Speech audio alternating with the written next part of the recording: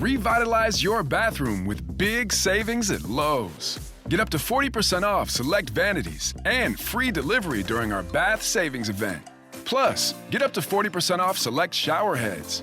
No matter what style you're looking for, we've got you covered. Shop for your bathroom refresh at Lowe's. We help, you save. While supplies last, selection varies by location.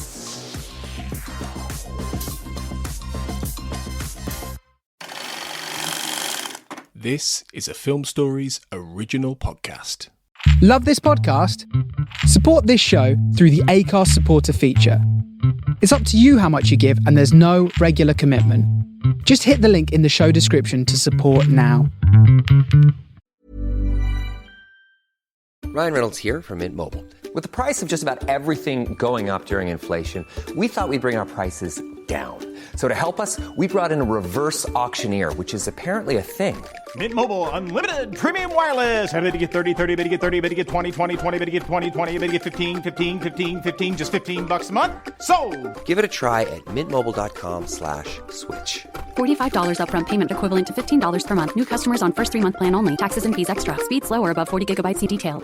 Hi, this is Jonathan Fields, host of The Good Life Project, where each week I talk to listeners about investing in their future by increasing their own vitality. But when it comes to those financial goals, whether it be saving for a home renovation, growing your child's college fund, or travel, life can make it difficult to stay the course. By working with a dedicated Merrill advisor, you get a personalized plan and a clear path forward. Having the bull at your back helps your whole financial life move with you. So when your plans change, Merrill's with you every step of the way. Go to ml.com/bullish to learn more. Merrill, a Bank of America company. What would you like the power to do? Investing involves risk. Merrill Lynch, Pierce, Fenner & Smith Incorporated, registered broker-dealer, registered investment advisor, member SIPC. It took a lifetime to find the person you want to marry. Finding the perfect engagement ring is a lot easier.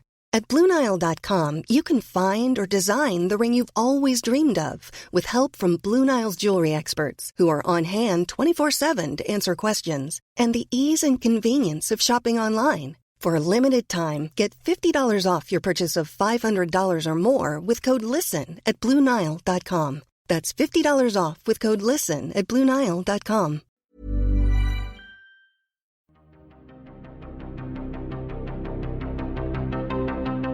Welcome to Writers on Film, the only podcast dedicated to books on cinema.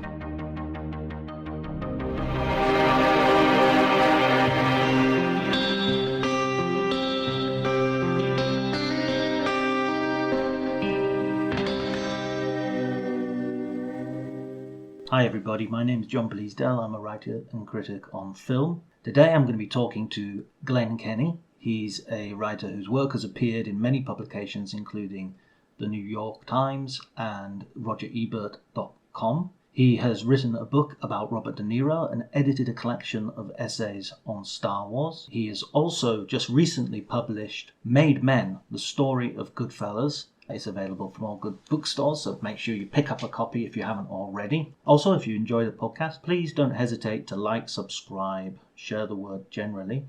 And you can follow me on Twitter at Dr. Jonty, DRJONTY. But before you do any of that, please listen to and enjoy the conversation.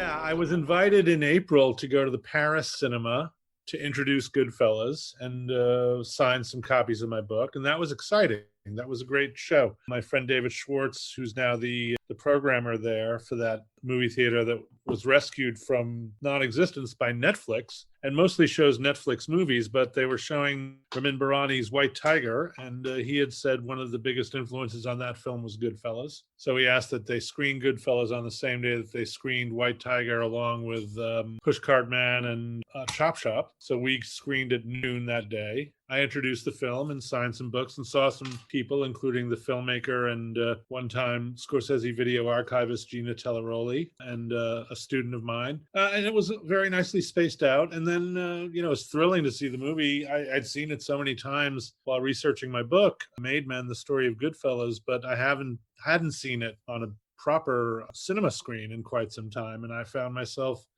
unexpectedly moved by a lot of what I saw. And then seeing some friends and acquaintances was terrific. Signing some books was great. So that was my first time back in a movie theater. My first time paying to see a picture was in Burbank. And on a Saturday, my wife had been working in Los Angeles and then she moved up to Seattle for location stuff. So I had a day at Liberty and I went to the AMC 16 in Burbank. Pristine cinema experience. And I saw Godzilla versus Kong, which was really dumb. But it was pretty much as advertised. It was Godzilla versus Kong. Did they fight?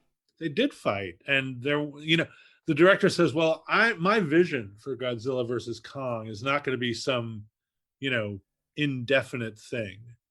There definitely has to be a winner. There's a winner, sort of, and then, they both walk off into the sunset, more or less together. But they do that thing. Remember when Sinead O'Connor tore up the picture of the Pope on Saturday Night Live and she said, fight the real enemy. They figure out that the real enemy is something. So they fight that. And then they're like, we're cool, bro. All right.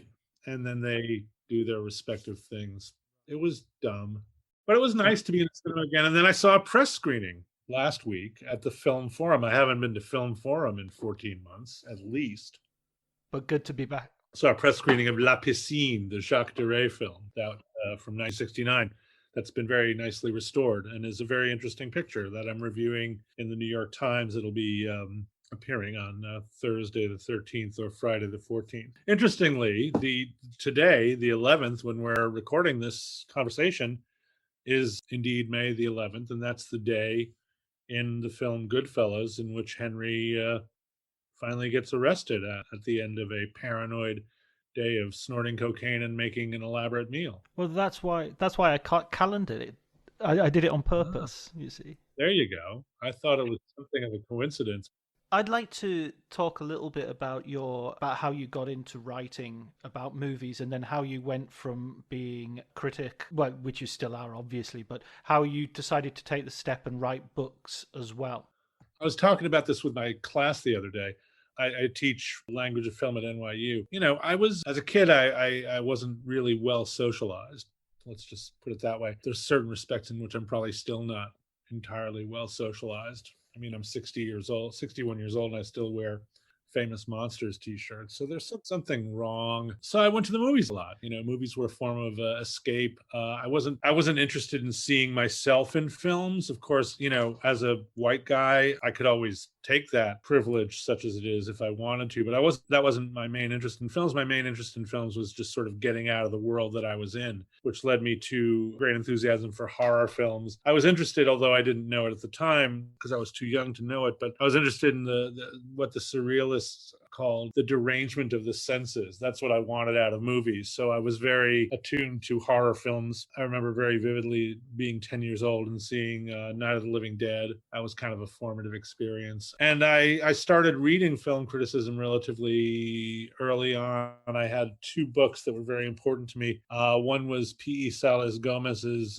biography of Jean Vigo, which I bought when I was about 12 years old from the bookstore at the Museum of Modern Art, where my aunt would take me. My Brooklyn aunt would take me to MoMA and places like that in the hope of improving my sensibility, my curious sensibility. And I also stole from my good friend Alan Siegel. Alan Siegel had a copy of the book, Carlos Clarence's book, An Illustrated History of Horror and Sci-Fi Movies, which I borrowed from him and never gave back, which I feel bad about. But then a couple of years later, I gave a deposition when him and his parents tried to sue a bus that sideswiped him while we were both bicycling around Dumont, New Jersey. So I feel it was a fair enough exchange. I don't know. I've never asked him about it. I don't know what happened to him. I hope he's okay. Eventually, I bought my own copy of the book. I have a revised edition still in my library. So those were two big books for me. And I guess they gave me the intimation about how films could be written about. And then later in my teens, I read Sarris's book, The American Cinema, which is, was an important book, still is an important book. It's more discussed these days relative to its shortcomings than to its strengths, but, I still consider it of value. And that was the idea that, seemed like, I mean, when you're a teenager, you don't really formulate these things in terms of a life plan, but it looked fun. But I was more interested in music, and I read a lot more music criticism. Did you start writing music criticism? Oh, yeah, very, very much so. As I worked at my college paper in a desultory fashion, and I wrote film reviews, but I mostly wrote music reviews. I was very arrogant. I made a lot of mistakes, some of them very embarrassing. Only I am aware of them because most of my college newspaper's print run has been long pulped, which I find very happy news. I could tell you some tales, but they would still be embarrassing. But that's a great place to learn. It's a lot of writers today don't have that outlet for learning, how to do things properly and kind of making your embarrassing mistakes sort of outside of the realm of public scrutiny. So now they make them in the realm of public scrutiny, which is, an interesting career path. And nothing ever goes away. No, fortunately, though, my college papers material has well and truly gone away. I've been looking recently at my reviews for Premiere because there's someone I'm working with who's been scanning the old pages from the magazine and digitizing my old Premiere reviews for a project that may see public light of day at some point soon. And even those, I'd say there's about 60% of them that I'm completely mortified by, and 35. I mean, this is the condition of being a writer, I think, is that you're always looking at your own work and finding terror and despair. But I wrote mostly about music, and I started out professionally writing about music. I had a very fortunate experience of submitting a piece to a magazine on spec, and instead of having it rejected, which I was told would happen, and that I was told it would happen over and over again before I'd ever had a piece accepted, the first piece I submitted to a magazine was accepted by that magazine, partially because I'd actually crafted it according to what I saw were its departments that were open to new writing, which when I finally got a job as an editor in a magazine, I found a lot of freelance writers or would-be freelance writers just didn't do that at all. They just submitted stuff that had nothing to do with the magazine's subject matter or any of its departments, which I thought, well, this is why so many of them get rejected so often. I wrote a piece that the editor of this particular magazine could simply slot in the front of the book department without much fuss. And that I learned when I became an editor is a great thing to get as an editor. So I was smart enough to intuit that, and my writing was okay. And then, that led me to the Village Voice, where I pitched Robert Christgau, who was the music editor at the time, and he didn't take my pitch right away, but we had a very spirited exchange, which led to him finally accepting the pitch. And I started writing for him, and he was great. He was a really important person in my professional life because he was the first real editor I ever had, and that he would go over the piece with me line by line and tell me what was working and what wasn't, and challenge the assertions I'd made. A lot of the lessons he gave me, I didn't really fully assimilate until much later on. But, that was a really valuable circumstance for a young writer. And it's something, again, that doesn't happen with for many young writers today. So what happened was I worked as a music critic, and it didn't, there wasn't a lot of money in it. I still had to work other jobs and so on and so forth. So I applied for a job at a magazine called Video Review in 1986. And it was because of my work at the Village Voice that I actually got the job, I later learned, which was, good to know. And I got the job did not involve writing music reviews. The magazine was about video hardware and software. It reviewed Laserdiscs and VHS cassettes, but it was mainly known for its reviews of hardware, VCRs, televisions, camcorders. And my job, the most important part of my job was to edit the test reports. All of this hardware was sent to a lab in Connecticut where it was tested by this crew of guys who wore white lab coats and, measured things like signal to noise ratio and foot candles of light that came from a television. I've forgotten more about CRT television technology than most people ever learn. And now, of course, CRT television technology is all but completely obsolete and irrelevant. So I have no idea. I could actually tell you something about a plasma television's technological makeup or a LED television's technological makeup, but I couldn't tell you all that much that's important, except that, televisions are now more like the engines of cars than they've ever been. That is to say, both a car engine and a television are essentially giant computers with different ends and purposes. But I also, while I was at Video Review, I got a chance to start writing about films on video. I was an early adopter of Criterion Collection when they were doing laser discs, and I would review things like the Taxi Driver laser disc. But in that process of evaluating the hardware or the characteristics of the disc, I could write about the film. Come full circle because I'm reviewing theatrical film releases off of Blu-ray discs. So writing about that for Video Review did get me more into film. I did some pieces, exploring that had kind of film music crossovers, like when David Lynch did the Industrial Symphony at Brooklyn Academy of Music, did a feature piece about that where I interviewed Lynch and Julie Cruz and Angela Badalamenti. A few years later, I guess in 1996, one of my colleagues from Video Review was put in charge of Premiere Magazine, and he hired me to come over there. And at first I was actually just doing odds and ends, including a tech supplement where I, explored the new format of DVD and that sort of thing. It'll never go anywhere. That DVD, no. It'll never take on.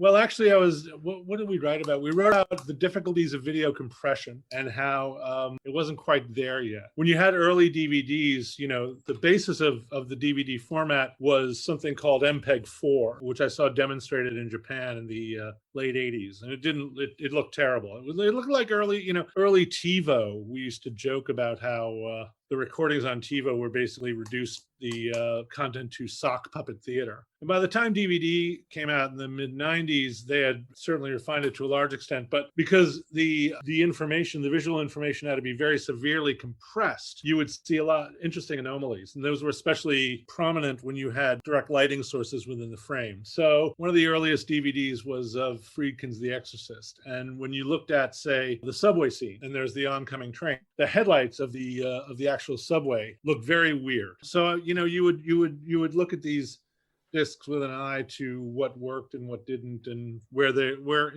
anytime there was an explosion or a fire and it looked kind of simulated, you knew that the video compression was not doing its job. Then I was asked to edit David Foster Wallace's piece about David Lynch. And that kind of got me hired on full time. And then a couple of years later, it was decided that I would be the film reviewer. It was a challenge because Premiere was a monthly magazine and we had a rather strict lead time. You had to finish the book. You had to have it ready for the printer like maybe 6 weeks before it would actually hit newsstands or be sent to subscribers. So the whole idea of film reviews was kind of fraught because of lead time. We didn't know if we'd get studio cooperation, if they'd show us films that far ahead of time. But they wanted the coverage. Premiere was actually a well thought of magazine. We had a kind of, if we build it, they will come sort of approach to the idea of doing anywhere from 3 to 9 reviews a month. And we also didn't want to ghettoize it and just do indie films, which are generally ready for viewing well before the blockbuster pictures were. But I think we had a pretty good run. People were very enthusiastic about getting reviewed in Premiere, and I was extremely feisty voice at the magazine. And I was an incredibly obnoxious person to work with. But that's that's for a different kind of podcast. And getting into books was, if you're a writer, you always have ambitions to write books. Sure. My dad was, when I did my first book, I edited a book called A Galaxy Not So Far Away, Writers and Artists on 25 Years of Star Wars, which came out in 2002, the only Star Wars book to not make money. So it has that exciting distinction. It was a collection of essays by people such as Jonathan Lethem, Tom Carson, Elvis Mitchell, Lydia Millett. How could it not make money? How is that possible? I'll get to that. Harry Allen, a lot of great people, Todd Hanson, the Onion writer, Neil Pollack, Joe Queenan, Erica Krauss, the novelist, Tom Bissell, a great writer who was really the co-editor of the book. These were essays considering Star Wars from the perspective of 25 years after its initial release. And this was well before, I think, Star Wars fandom became truly toxic, which I think it absolutely is now. And it was issued by Henry Holt, an imprint of Henry Holt called Owl Books. And I think one reason it didn't do well was because Holt at the time was very skittish about promoting the book. They were afraid that Lucasfilm would raise some objection to it, although there's only 2 essays out of almost, I don't know how many essays there were, but there were a lot. And out of all the essays, there were like maybe 2 or 3 that were kind of negative or looked at Star Wars askew. The rest of them were all like, we love Boba Fett, that sort of thing. Lydia Millett wrote about her inner Darth Vader. Erica Krause wrote about seeing Star Wars, how it influenced her in terms of learning martial arts. All sorts of very interesting things. Harry Allen wrote about the hip hop crossover with Star Wars. So it was an interesting book. And it just didn't get the right kind of push. Although a couple of years ago, Cass Sunstein, the American jurist and essayist, and wrote a Star Wars themed book about life lessons from Star Wars or something, in which he cited A Galaxy Not So Far Away several times. So it didn't get read by a whole lot of people, but it got read by the right people, I guess you could say. But, when that book came out, I was having a discussion with my dad, and he said, well, when are you going to do your own book? And I rolled my eyes, and I'm still rolling my eyes. But it's not, it's not a question of it just happens like that. Once, I started working with one agent and then with a second agent, and it's a lot of work. And it gets to a certain extent, it gets worse all the time. Although now for myself, because Made Men was well received and sold well, it's gotten better. But the whole thing about books is that no one, it's like Chris McQuarrie when he said, nobody wants to make your movie. Nobody wants to publish your book. There's a lot of work that goes into creating an idea. In 2015, my agent and I had been talking to a publisher, and there was this notion of doing a history of the transformation of Times Square. And for some reason, this was the idea was to do something that would be potentially like Devil in the White City. And I worked on a proposal for that for quite some time. And I came up with a proposal that went from 1975 or so to 1997, when The Lion King opened on Broadway, and the transformation and Disneyfication of Times Square was, at a kind of a definitive peak. And we did this proposal, and it was a lot of work, and it was turned down by the person who sort of semi-commissioned it because it was too grim. And this was a crime imprint that I was pitching it to. So that was weird. And then, we had all sorts of discussions with other publishers, and somebody said, well, another person said, well, there's not enough hookers getting killed in the book. And I'm like, what am I supposed to do? Get a time machine and go kill some hookers so I can sell my book? I don't know. Then there was the whole business about how Times Square's, a lot of the shutdown of Times Square had a profound impact on the trans community. And that was an interesting idea. But there was also this idea that as a cis white male, maybe I wasn't the person to tell the story of how the transformation of Times Square affected the trans community. So there's all sorts of things that are open to question. There's all sorts of reasons not to publish a book. One reason that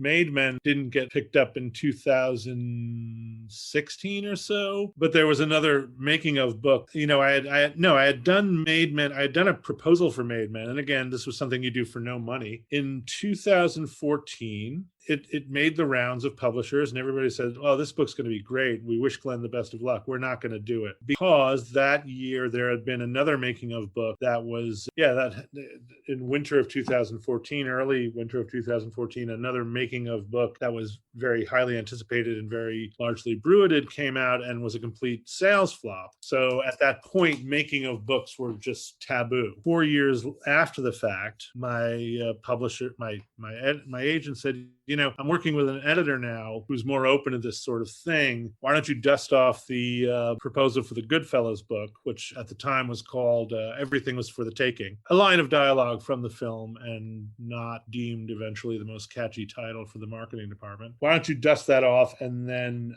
see if we can get this editor interested? So I dusted it off, and we did get the editor interested briefly. And eventually he just felt that my approach was going to be too analytical and not narrative enough. He was very concerned about the oral history that had been published in GQ magazine recently. Like, how was that going to be different from GQ? My answer was sort of like, well, the GQ oral history is very good. And I did end up using it as a source for some stuff in the book.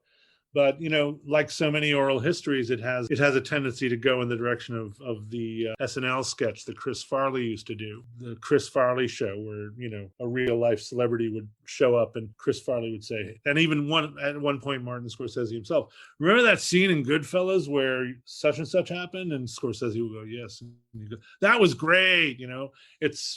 There's a lot of that. So my feeling was, well, you have a critical voice, you have a critical analysis, and I will, and I was intending to get actual narrative material that wasn't in the GQ oral history. And I do believe I did, certainly relative to Barbara DeFina's story. So that was my response, but this was unsatisfactory to that editor. So that editor, who we had pinned our hopes on, turned it down. So that made me. But then we thought, well, we've got this pitch now. It's, dusted off. Let's show it around and see who might be interested. And that's how we found Hanover Square Press and their editor, Peter Joseph, who really, really let me write the book that I wanted to write. And the thing is, I'm an older man now. I do write freelance for the New York Times and for RogerEbert.com. There's a feeling, in the zeitgeist in America that white male critics of a certain age are reaching a point of obsolescence. So being able to write books, is having that in your wheelhouse, so to speak, is very welcome, as is teaching. I want to hang on to writing reviews on a regular basis for as long as I'm capable of doing it without embarrassing myself too much. But the times are changing. I don't feel at the moment I have a really valid retirement plan. So the thing about having done Made Men and having it done well is that I'm now working on a second book for the same publisher. Can you tell us anything about it? Yeah, I think I can. It's called, the title will probably change, so I won't say what the title is right now. But it's a book about the film Sleepless in Seattle, and a book about Nora Ephron, the film's director, and her story in Hollywood relative to her larger life story, although it's not a biography of Nora Ephron as such, which I sometimes have to keep reminding myself of when I'm doing interviews and taking notes. There are several reasons I wanted to do the book. Obviously, the most practical reason relative to the publisher's wishes is that 2023, when we hope to publish, will be the 30th anniversary of Sleepless in Seattle. We published. That's a long time. I didn't realize it had been around since. It is. It is a long time, as and we keyed the publication of Made Men, the story of Goodfellas, to the 30th anniversary of Goodfellas. This turned out to be a good idea. But I also like the idea because it's sort of considered relative to my own work. It could be conceived as counterintuitive, because I've written a book about Goodfellas. I've also written a book about Robert De Niro. So every now and then, if somebody wants to be snippy with me on Twitter, they'll say that I'm a Scorsese De Niro fanboy. I think this will show another facet of my critical thinking to a certain extent. But it's also not entirely unrelated to Goodfellas, because Nora Ephron, the director of Sleepless in Seattle and also contributor to the script, was married to Nick Pileggi, the author of Wise Guy, the film upon which Goodfellas was based, and she wrote two scripts that are directly influenced by her personal interactions with Henry Hill and other mob figures, those being Cookie, directed by Susan Seidelman, and starring Peter Falk as a mobster who complains that he won't be able to good eggplant if he goes to prison, and then My Blue Heaven, directed by Herbert Ross, in which Steve Martin plays a gangster in the witness protection program who at one point complains while living in California that he can't find arugula in the local supermarket. So there's a lot of, that's the two iterations. Weight loss. It needs to be fast and sustainable. Noom GLP-1 starts at just $149 and ships to your door in 7 days. Take it from Clevassier, who lost 35 pounds on Noom. It's a psychological thing, too. Noom is teaching me the habit so I do not have to be on weight loss meds forever. $149 GLP-1s? Now that's Noom smart. Get started at Noom.com. Real Noom user compensated to provide their story. Individual results may vary. Not all customers will medically qualify for prescription medications. Compounded medications are not reviewed by the FDA for safety, efficacy, or quality. Explaining football to the friend who's just there for the nachos? Hard. Tailgating from home like a pro with snacks and drinks everyone will love? An easy win. And with Instacart helping deliver the snack time MVPs to your door, you're ready for the game in as fast as 30 minutes. So you never miss a play or lose your seat on the couch or have to go head-to-head for the last chicken wing. Shop Game Day Faves on Instacart and enjoy $0 delivery fees on your first 3 grocery orders. Offer valid for a limited time. Other fees and terms apply. Of the joke that would, wind up being one of the penultimate lines of narration in Goodfellas. The other night I ordered spaghetti with marinara sauce and I got egg noodles with ketchup. So, there's that. Obviously, the Sleepless in Seattle is not Cookie or My Blue Heaven, but one source that I've been working with has stated that one reason Nora Ephron was so keen on becoming a director was because she felt that Herbert Ross, the director of My Blue Heaven, had made such a hash of her material that she might as well get in and start doing her own material. Although, interestingly enough, not a lot of the films that she did direct originated as her own projects. There were only a couple of those that did. So we'll be looking at, there's also the fact that she was born in New York. Her parents moved to Beverly Hills when she was 5 and became very successful screenwriters. She couldn't wait to get out of Beverly Hills. She wanted to go to New York and be Dorothy Parker. That's putting it simplistically, but she did go to New York. She developed an exceptionally singular voice as an essayist and journalist, and then went back to Hollywood to make these movies, some of which were substantial blockbuster hits. So how does one do that? How does one wrap one's head around that, making those steps? So, and Sleepless in Seattle was, her second film as a director and a humongoid hit. So, there's that too. There's also Sleepless in Seattle's lineage relative to the rest of American romantic film or romantic comedy. The fact that it is so much tied in with An Affair to Remember and the original version, Love Affair from 1939 with Irene Dunne and Charles Boyer. It's also got other tendrils stretching back to the American romantic comedy. Bill Pullman's character is very much in sort of a more modern, updated mode of the Ralph Bellamy character in The Awful Truth or His Girl Friday. So its connections to American romantic comedy and the way it deviates from American romantic comedy in certain crucial respects are all very interesting to me.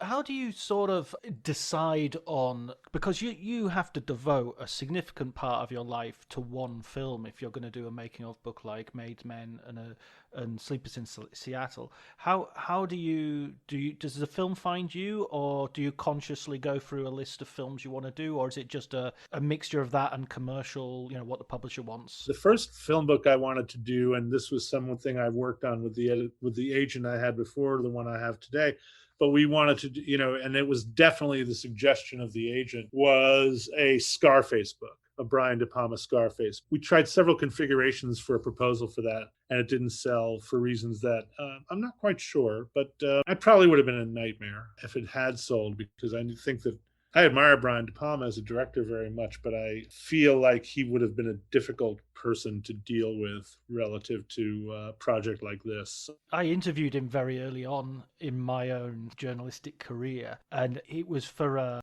film that he was showing at Venice. It was one of I can't remember the name of the film, with Noomi Rapace. Oh, Passion. Yeah.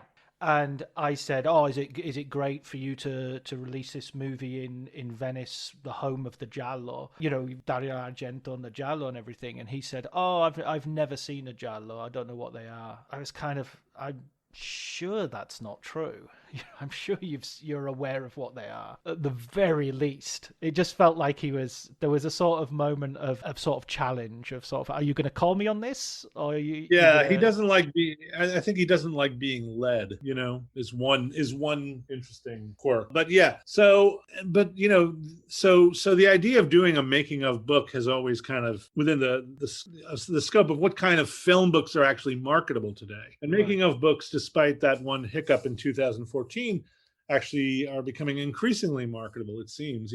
Glenn Frankel's book on Midnight Cowboy is being very well received. There's Sam Wasson's book on Chinatown and Polanski and all that. So I mean, we're in a good position market with respect to the market to do making of books. So Sleepless in Seattle the idea came about when I was discussing it with my editor at Hanover Square Press. Having done this book with me, they wanted to do another book with me. It was decided we probably shouldn't pivot away from film immediately. Not that it's not like I'm super eager to pivot away from film, but there's other things I'd like to write about. I wrote a novel while in quarantine that I'm actually also trying to sell, which would be nice if it sold. So, we just sort of started, bouncing ideas back and forth. And once Sleepless in Seattle came up, I thought, well, of course, not so much, of course, but this is valid. This will work. But also, my approach, it's a film I like, obviously, and it's a film I admire. It's not necessarily a film that I have the same relation to as Goodfellas, as outlined in the book Made Men. I met Scorsese as a journalist while he was editing Goodfellas, and I had been in my 20s a Scorsese fanboy. That's a different kind of relationship. But my critical relation, I feel very comfortable with the fact of watching Sleepless in Seattle a bunch of times over the next year. Yeah, I think it's good for everyone critically to sort of approach different genres. One thing I noticed when I was reading Made Men is that it's such a fun book, the way you put so much into it. There's the music, there's the food, you even have a recipe in there. And I saw on your Twitter feed earlier you were sort of posted a shot of the recipe. So have you've also made this food? I really like that sort of sense of interaction with the movie, that you're watching it and you're talking to people and making it, but you're also sort of there's a real sense of interaction with the film. Was that a way of important for you to sort of make the book different, give it buzz?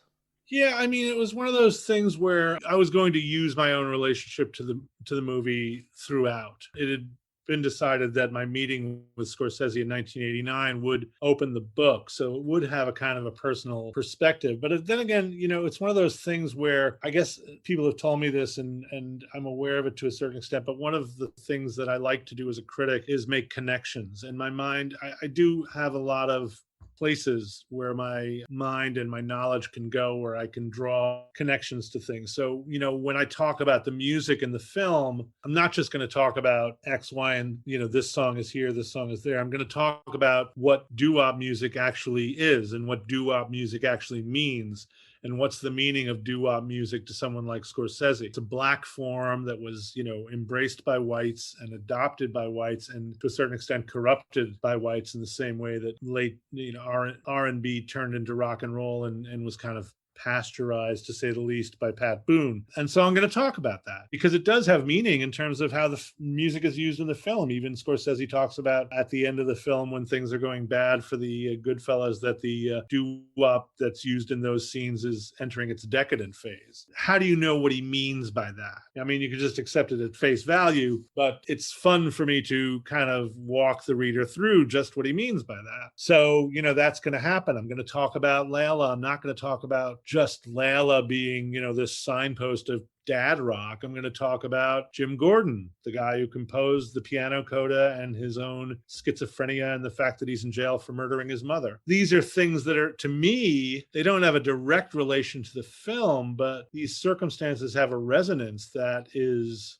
noteworthy. And because that's also where my mind goes. I've always been curious. A lot of people will say, well, don't use words of several syllables. Don't make your reader look up words. Don't do that. That's just, pretentious and affected. But I was never one of those readers. I would read things and I'd look up the words. And when I was reading Cream magazine in the 70s, if they mentioned Gavin Bryars' The Sinking of the Titanic in a sarcastic endnote to a letter to the editor, I'd find out what Sinking of the Titanic was. That was just what I did. I want to bring that to what I write. And Goodfellas has a lot of references and a lot of allusions and things in there that are, once you dig deeper, are very interesting to get into. Not just Sunshine of Your Love being dismissed by Jerry Wexler as psychedelic hogwash, but also things in the real life of Henry Hill and his relation to Edward McDonald, his relation to the FBI agents who were investigating other cases that he was giving information about.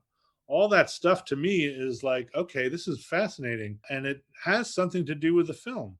So why not go there? It's not, to me, it's not filler. It's not trivia. It's real stuff. Do you ever get like one of those investigators for a serial killer who has the wall with red thread connecting everything from here? Is that have you got one of those spider maps in your mind? I watched the film an awful lot and I made a lot of notes. And the interesting thing to me was, especially during the writing of the fourth chapter, which is a scene by scene breakdown of the movie, kind of alternating my own observations of what's going on screen with the material I collected in interviews, and talking about the Bamboo Lounge and the actual shooting location for the interior being the Hawaii Kai restaurant, and whether or not the Hawaii Kai was, everybody's memory of this varies. Some people remember, oh my God, yes, there were there were fleas. Other people are like, no, there weren't fleas. I would have gotten bitten. But, I have to include both. So alternating that with the description of how the Steadicam shot was achieved, all those things. Yeah, obviously a lot of it is in the notes, but then you find it in the writing. You'll find as you're writing something down,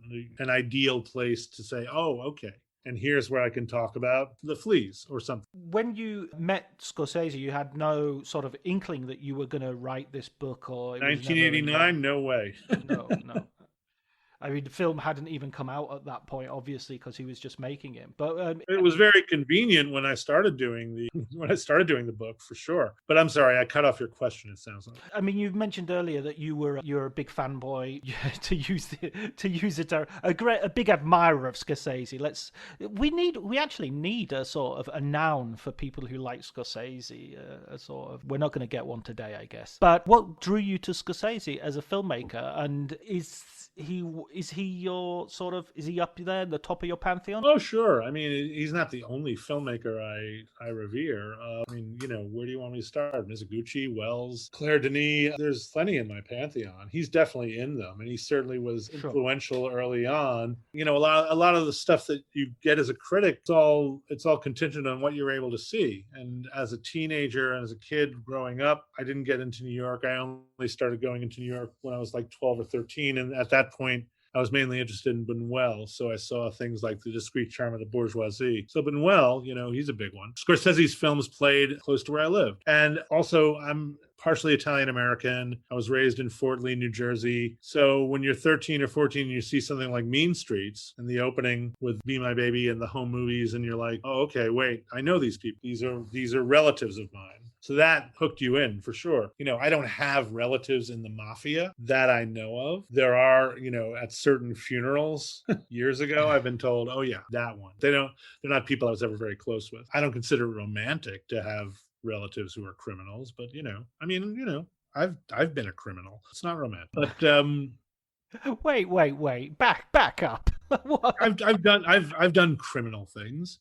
Okay. Not in an organized crime sense, but in a disorganized crime sense. Yeah, very disorganized. I have a disorderly conduct in my jacket. So, but I understood that world. When I saw Raging Bull with my mother, she understood that world very, very closely. That helps, I think, talking about seeing yourself on the screen. I never saw myself on the screen in a Scorsese film, for sure. I'd hope not. But I saw people that I perceived as real people, or more real than the people I'd usually been seeing in films.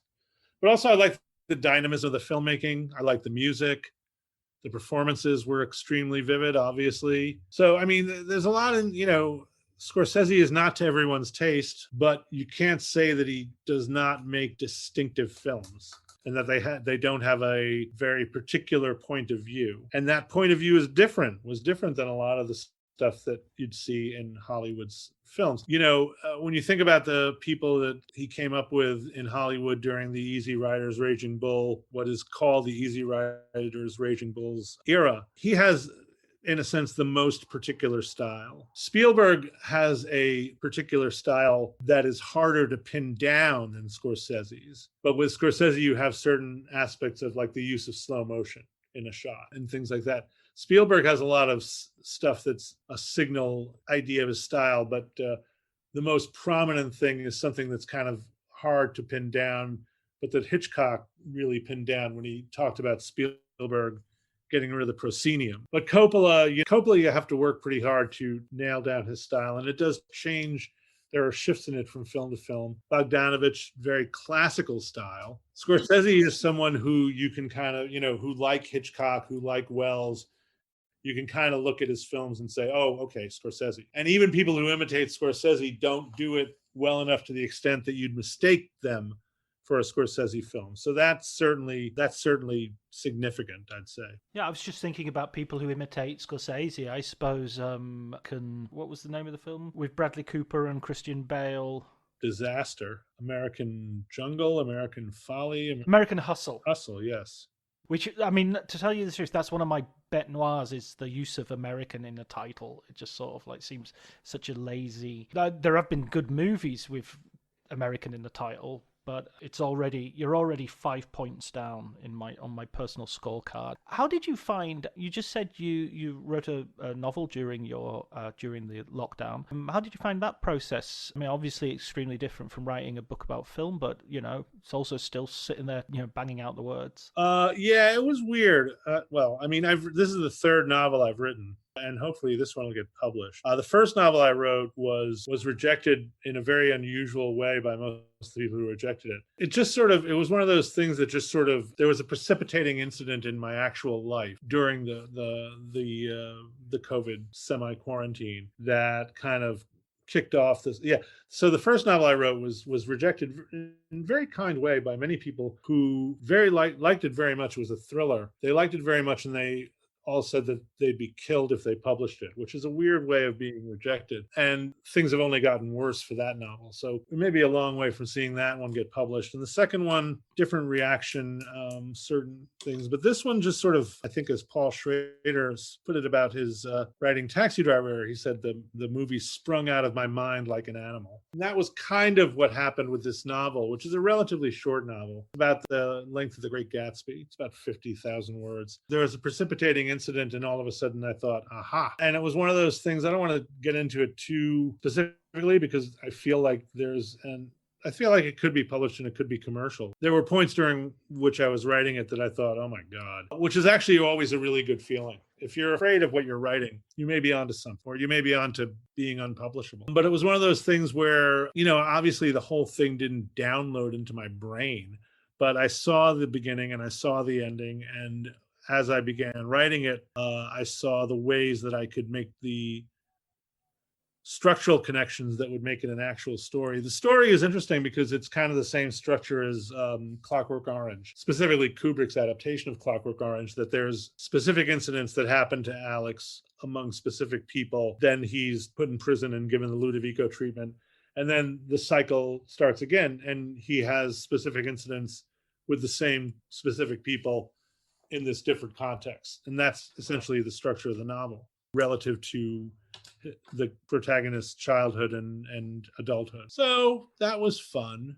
It was also daunting and weird and scary. And eventually I'm still waiting for my agent to read it. He's a very busy man. But I'm hoping once he does, we'll get on the track to showing it to some editors, including obviously my current editor, who has right of first refusal. There's some things you sort of like plot out and then you kind of labor at them and you solve problems before doing the actual writing.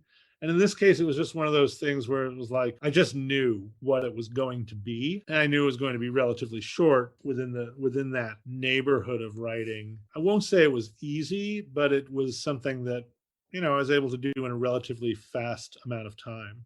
And I was able to find the proper style relatively quickly, too. I wish all projects were like that. Having the lockdown, was that a sort of advantage as well, in the sense that there weren't any screenings? And yeah, no, I was sitting around the house a lot. Still sitting around the house a lot. Best ally of the writer, sitting around the house a lot with nothing else to do. That's for sure. So what I wanted to ask you as well, Glenn, is do you have a recommendation for a film book that other people who may not have encountered and that influenced you or is just important to you? I think anything by Robin Wood, but one book that I really felt strongly about during the writing of Made Men was Robin Wood's book about Howard Hawks, kind of a landmark study of Hawks. And I thought, well, if I can make my book as good as this or somewhere near as good as this, I'll be happy. So that was a book I thought a lot about, even though the structure and the approach Robin Wood's Hawks book is very different from my book. And another book that's about a single film and also has a completely different approach from my book is Raymond Durgnat's A Long Hard Look at Psycho. So those are two British film critics who I admire very much. Yeah. And everybody should read Molly Haskell. But yeah, in terms of being related and not related to my own work, that the Wood and Durgnat are very important. it's important as well to have stuff that has a little distance to you because, or to at least I find in my own writing, I love people who write stuff that I think, I love that. I'm never going to approach, not in terms of quality, but I'm just not writing that kind of stuff. But I love to see someone else do it. Yeah, these are the things that inspire me. So what about like you said you started at the very beginning. You said you started getting into movies with like horror, science fiction. Did you ever like to sort of go back and have a look at that for a book? No, not at the moment. I think, I look at the work of my friend who I've never met, Tim Lucas, and I think that guy's got it all sewn up. And Stephen Thrower, another British writer, his work on Jess Franco and Lucio Fulci and other is I think fantastic and interesting. And it certainly influenced me to a certain extent because it's shown me new ways of thinking about cinema that most critics condemn as trash. That's important to me, I think. So yeah, but I don't necessarily know that I would. Certainly it'd be interesting to write about George Romero. It'd be more interesting to write about him while he was still alive. Unfortunately, I'm sorry he passed. But yeah. How do you feel about the modern sort of horror? Not very good.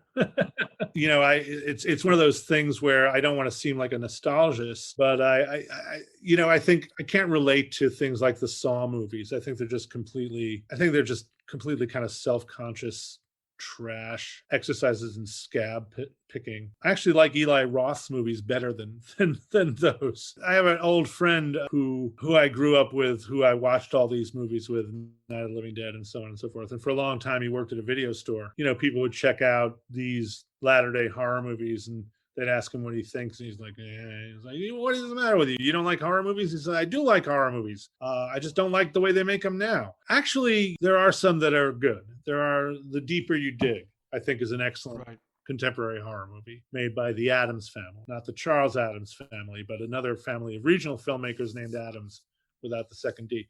That's an excellent contemporary horror movie. And I just got a DVD of A Ghost Walks, and I hear that's very good, and I'm going to check that out. And I'm not too crazy about the more self-conscious stuff, the fake giallo, but I do very much like, what's his name? Peter, the guy who did Fabric. I think Fabric is really good. And, I like Ari Aster with some reservations. Peter Strickland, excuse me. Peter Strickland. That guy's fabulous. I don't know what Ben Wheatley's up to now, but he did some effective work. But Strickland He's got one coming out. Strickland is great. Ari Aster is really talented, but a lot of the stuff is just more self-consciousness than I can stand. I did not care for that Farm Film Report thing with Spielberg's son. I don't know if I've seen that one. No, it was out in the States a bit. Honeydew. Yeah. Ah, okay. Yeah, didn't like that at all. So I'll say it's mixed, but it's not a complete wash, but the mainstream of what's going on in contemporary horror is not something I'm that enthusiastic about. Certain genres always strike me that they're not really the genres they tend to be, or at least many of the more mainstream movies don't tend to inhabit those genres. So it's like a lot of comedies strike me as action movies with jokes, and a lot of action movies strike me with comedies with action sequence. And sometimes the horror movies that you mentioned, like Saw, they feel more like comedies just with gross out moments than actual horror movies. And I think horror's in a very strange place at the moment. The thing about the Saw movies is that they don't really take the central. They set up this gambit that's just incredibly sadistic, and they act as if they're taking the existential conundrums of that gambit seriously, but they're really not. Oh, could you saw off your own hand? It's like, yeah, you might pass out you might just pass out from shock before you've actually got the saw halfway across some area of your body. What about that? It sounds idiotic to fault these pictures on a lack of realism, but it's emblematic of the extent to which they're actually taking what they're selling seriously, which is not very. They had this nifty, disgusting, nasty, anti-human idea, and we're going to run with that. Yeah, does it help having body horror if you don't have a realistic concept of what the body is? That's another way of looking at it, for sure. Well, listen, Glenn, thanks very much for giving us your time, and I encourage everyone to read Made Men The Story of Goodfellas, which is doing very well. But if you haven't had an opportunity to read it, get yourself a copy. Yeah, it could always do better. It can always do better. Absolutely. Let's not get, everything is there for the taking, Glenn. Everything is there for the taking. Thank you. It's always a pleasure to speak with you, John. Anytime.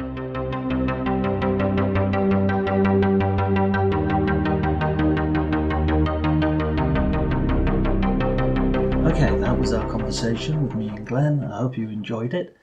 His book, just say one final time, Made Men, The Story of Goodfellas. So it's well worth a read if you haven't already read it. And I should be back with another episode next week. Please like, subscribe. But until then, take care.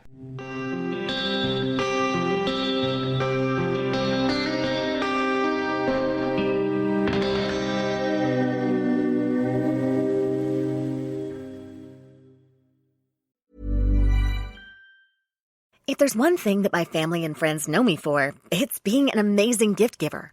I owe it all to Celebrations Passport from 1-800-Flowers.com, my one-stop shopping site that has amazing gifts for every occasion. With Celebrations Passport, I get free shipping on thousands of amazing gifts. And the more gifts I give, the more perks and rewards I earn. To learn more and take your gift giving to the next level, visit 1-800-Flowers.com/ACAST. That's 1-800-Flowers.com/ACAST. This episode is brought to you by Progressive Insurance.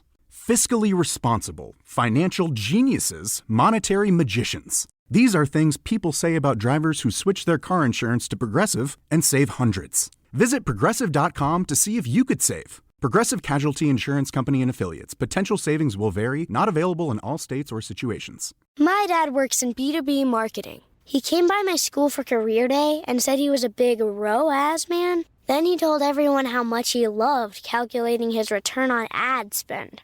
My friends still laugh at me to this day. Not everyone gets B2B, but with LinkedIn, you'll be able to reach people who do. Get a $100 credit on your next ad campaign. Go to linkedin.com/results to claim your credit. That's linkedin.com/results. Terms and conditions apply. LinkedIn, the place to be, to be. Suffering from dry, tired, irritated eyes?